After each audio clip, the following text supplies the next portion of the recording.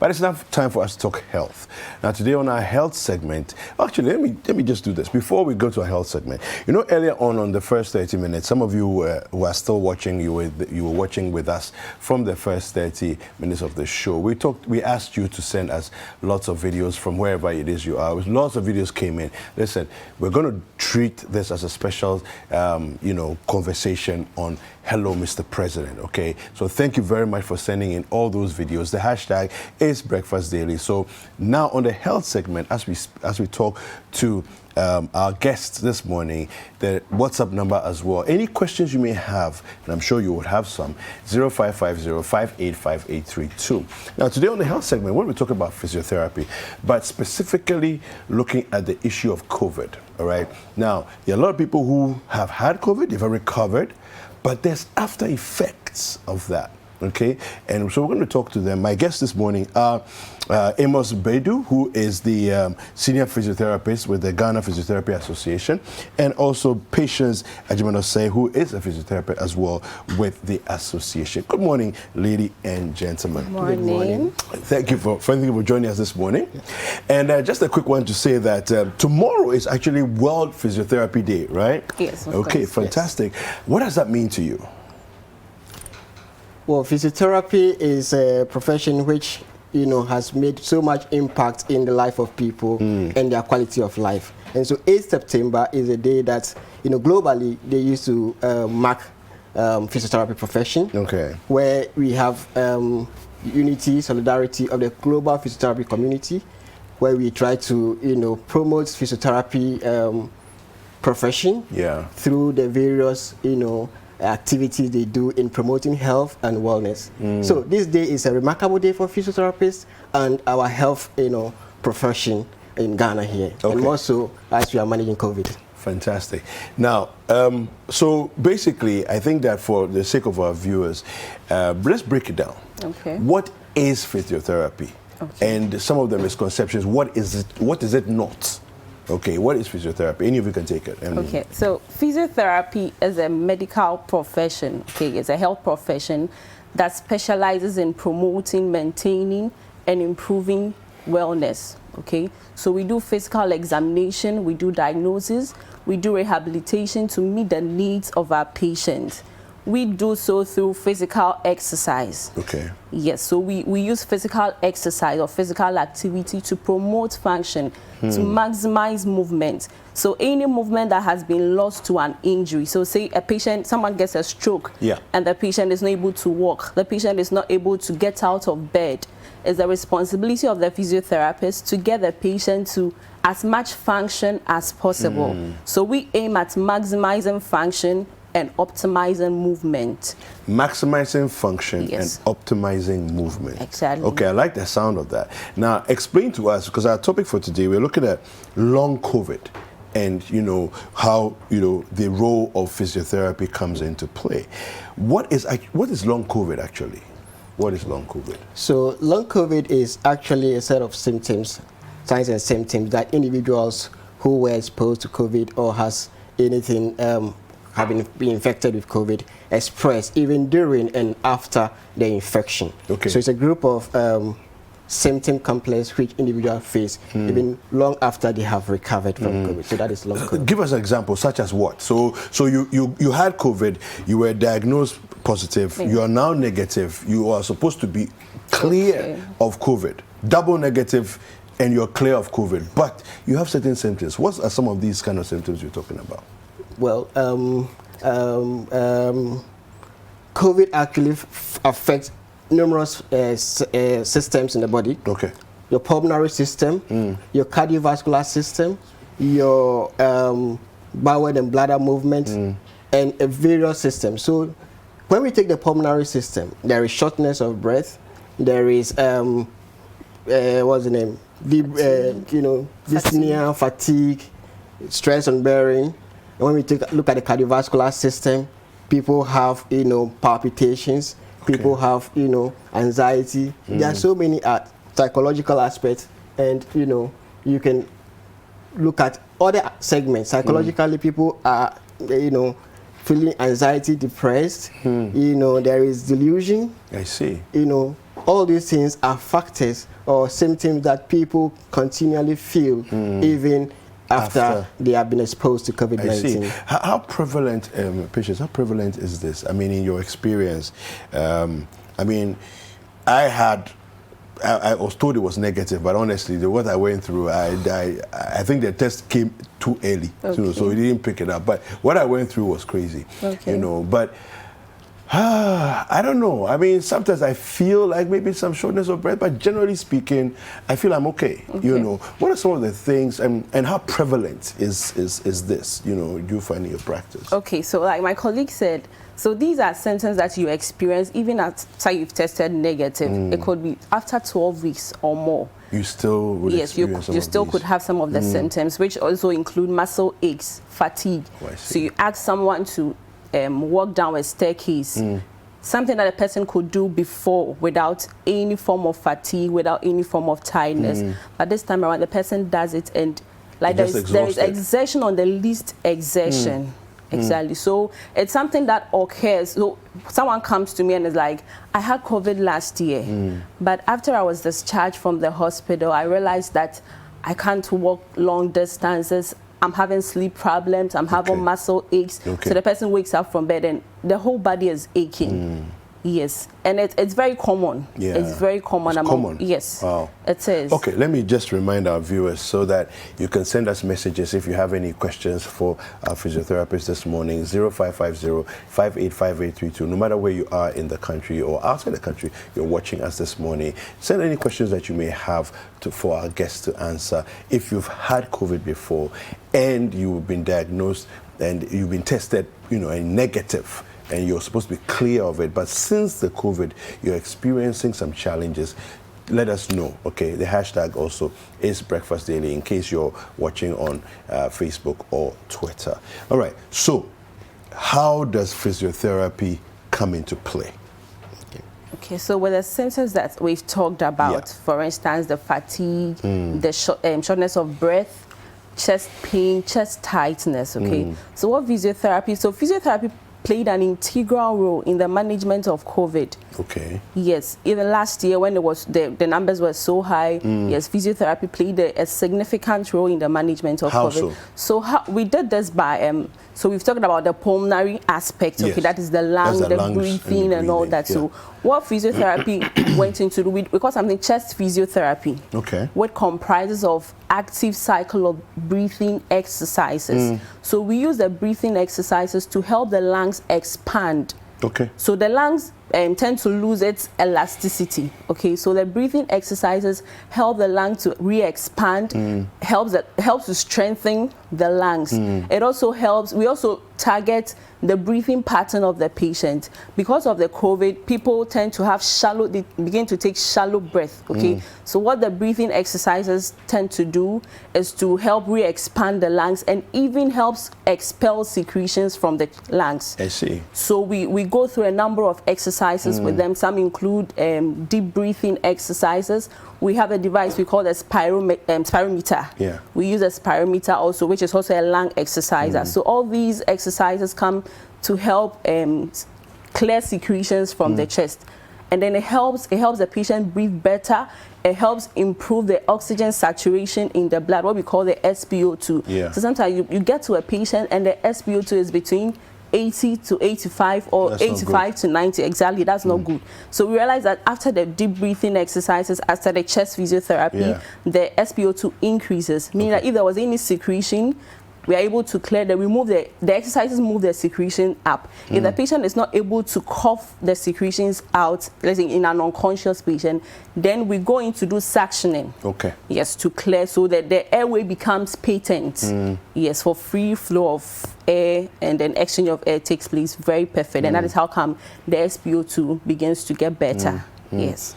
In a case where somebody's at home and they're experiencing some symptoms that you've mentioned, are there simple exercises they can do at home as they're watching it before they meet a professional? Are there things they can do on their own at home? Can you share with us?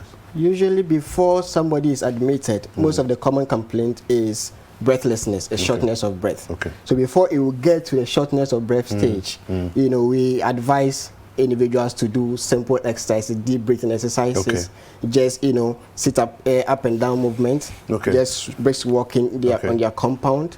We don't expect anyone to go to the gym and do any vigorous exercise that would even exert them further. So just basic exercises of brisk walking, simple aerobics, simple sit to stand movement, deep breathing, just taking deep breath in, hold the breath for some second and let it out. So let's practice that. Deep breathing. How would it work? So I take in a deep breath, and how long do I hold it for? So you can hold for 5 seconds. Okay. So sometimes you ask patients to breathe in and then they are going with their chest. Okay. That's not how it's done. No, that's not how it's done. So show me how to do it. So you want to recruit the appropriate muscles. Okay. You don't want to involve your chest muscles and all that, okay? So what we ask the patient to do is that you relax your shoulders. Okay. Relax as much as possible. Okay. I'm relaxed. So you're going to take in a deep breath.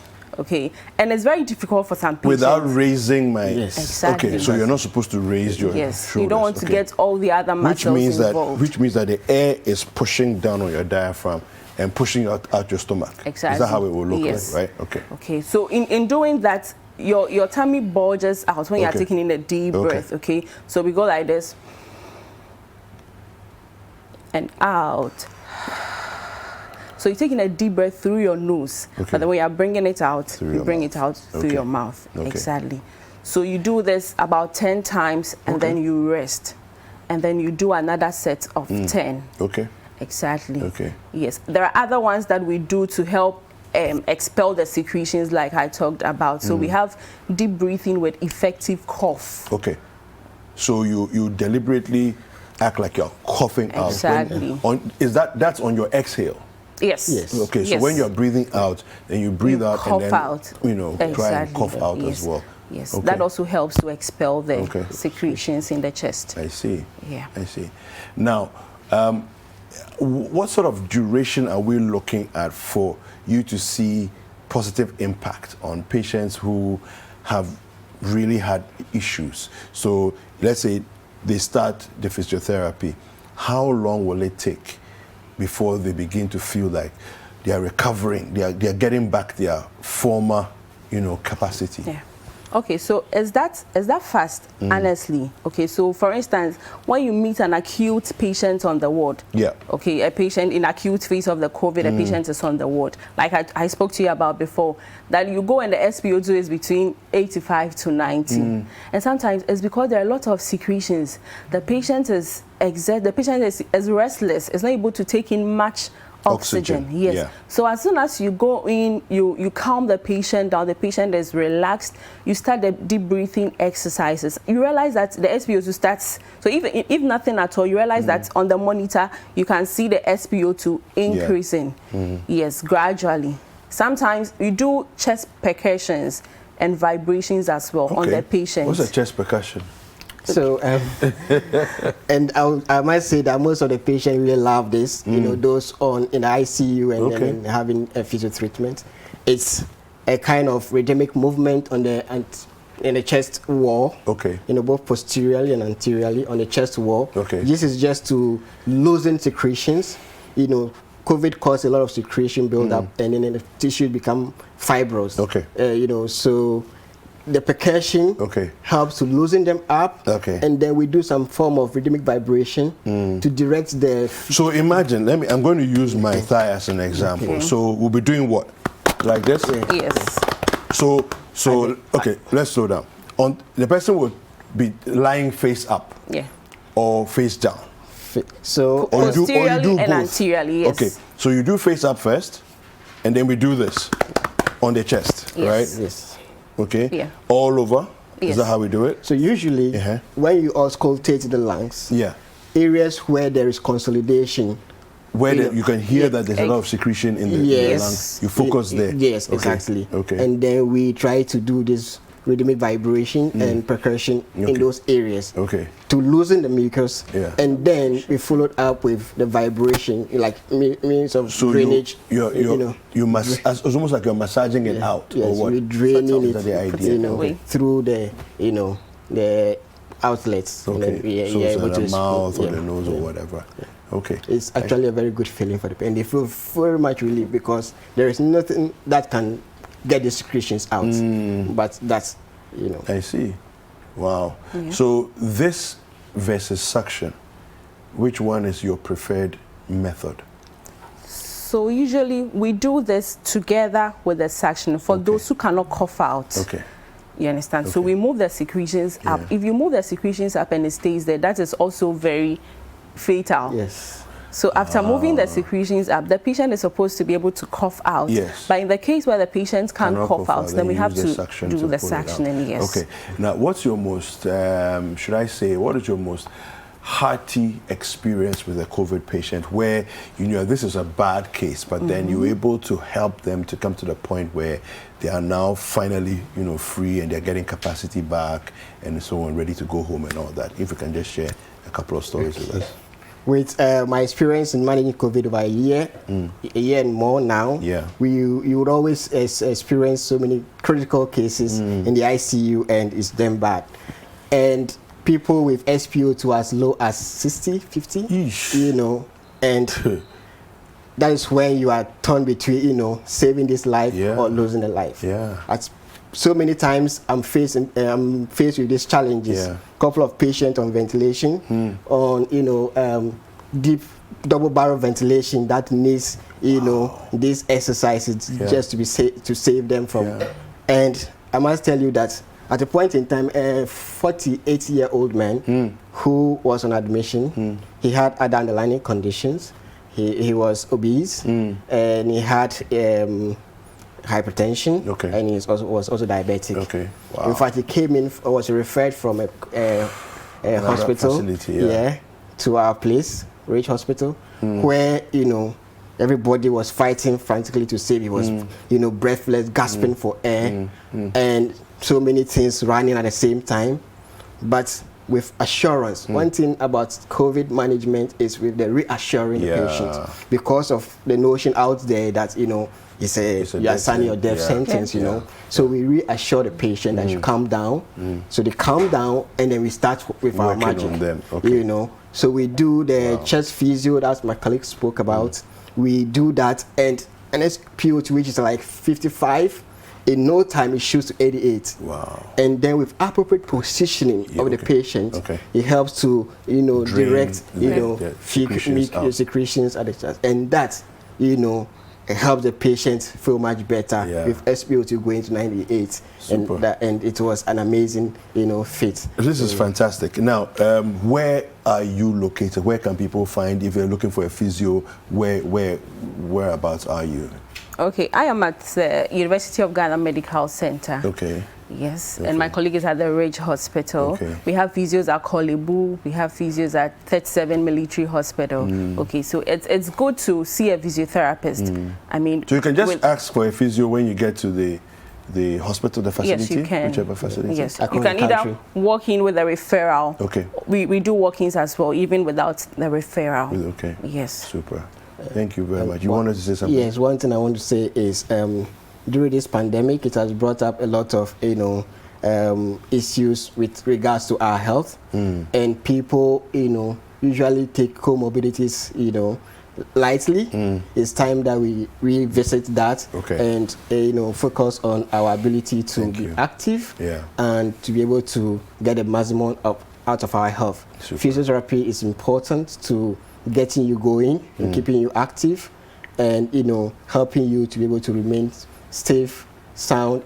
If you have other comorbidities, physiotherapy helps to clear them out for you. So it's a time that we are calling the public to assess any physio facility for a general, you know, cardiovascular checkup. Thank you very much. I want to say a big thank you to you, Patience Ajimanosei, who's a physiotherapist, and also to Amos Bedu, who's a senior physiotherapist, both with the Ghana Physiotherapy Association. You wanted to say something before we go, or you're good? All right. I think I have to say Okay, all right. Thank you very much. And congratulations on your World Physiotherapy Day tomorrow as well. Well, this was an exciting conversation. I think I got one message here. Let me just quickly read that before we go. The message here says,